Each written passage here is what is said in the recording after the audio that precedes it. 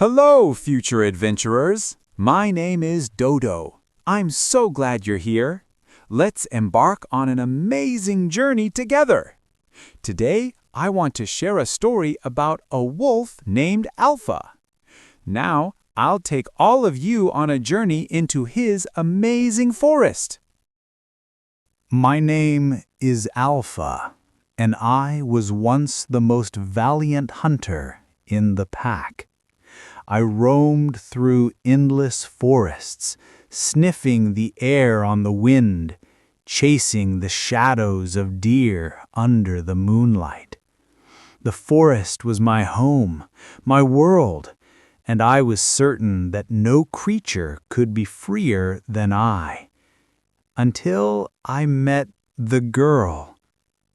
It was a cold winter day, and snowflakes fell like tiny feathers. While chasing a wild rabbit, I accidentally fell into a trap. The rope tightened around my leg, and I struggled, roaring with anger. But it did not help. The cold rope dug deep into my fur, and the intense pain made me feel a helplessness I had never known. I thought, this time, I might be trapped here forever. Just then, a pair of warm little hands reached out to me. I looked up and saw a freckle-faced girl, her eyes like two brown acorns, full of curiosity and kindness. She wasn't afraid of me like other humans were. Instead, she said to me softly, "Don't be scared. I'll help you." She carefully unties the rope. I instinctively wanted to bite her, but she didn't flinch. Her hand gently petted my head, a tenderness I had never felt before. In that moment, my heart felt as if it had melted. The girl gave me a name, Dodo. She cleaned my wound and gave me the most delicious roasted fish and warm milk. I began to get used to her calls in the morning, and to the stories she would tell me before bed. I discovered that besides the forest, there was another place in the world called home. My wildness was gradually replaced by warmth. I learned to wag my tail, to gently nuzzle her palm with my nose, and to understand her simple commands. When she told me to sit, I would obediently sit at her feet. When she told me to shake hands, I would extend a paw and gently place it in her hand.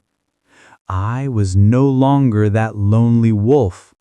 I was her companion, her friend. One day, I dreamed of my wolf pack. They were running freely in the forest. I struggled in the dream, unsure of where I belonged. When I woke up, I saw the girl sitting beside me. She gently held me and said, "Dodo, no matter what you choose, I will love you." I understood then that freedom was never about being alone. True freedom is finding a place where you are willing to stop your journey. And my place was by her side. I didn't go back to the forest. I chose to stay. I became a dog, no longer that untamable wolf. My sharp claws became soft paw pads, and my roars turned into gentle whimpers. I learned to love, protect, and accompany in my own way. I will still remember the runs under the moonlight, but I love even more to sit with her on the porch at sunset, watching the distant glow. I am no longer the king of the forest. I am her loyal guardian. This story isn't about domestication. It's about love, and this love allowed my heart to find its true home. That's all for the story today. Hope you enjoyed it, and I look forward to our next journey together. Bye-bye.